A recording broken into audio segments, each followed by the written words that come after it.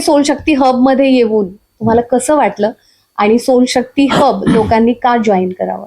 नाही, मला खरंच खूप छान वाटलं आणि सगळ्यांनाच भेटून खूप मला त्याचा चांगला अनुभव आला की तुम्ही सोल शक्ती हब मध्ये जी सगळी लोक तुमच्याकडे आहेत किंवा जे काही ट्रेनिंग किंवा जी काही मेडिटेशन साठी येत आहे ते सगळं मला वाटतं त्यांना भेटून मला ते जाणवलं त्यांना भेटल्यानंतर. त्यामुळे त्यांना काय अनुभव असेल ते मी अनुभवलं काल कार्यक्रमाला येऊन. आणि दुसरं म्हणजे सोल शक्ती हब जॉईन करण्याकरता मी आता जे सांगितलं तुम्हाला त्याकरताच म्हणतो, एक स्वतःसाठी स्वतःच्या इनर पीस जो असतो ना आपल्याला, आत्मशांती जी आपल्याला आतून हवी आहे खरी, जी जास्त गरजेची आहे.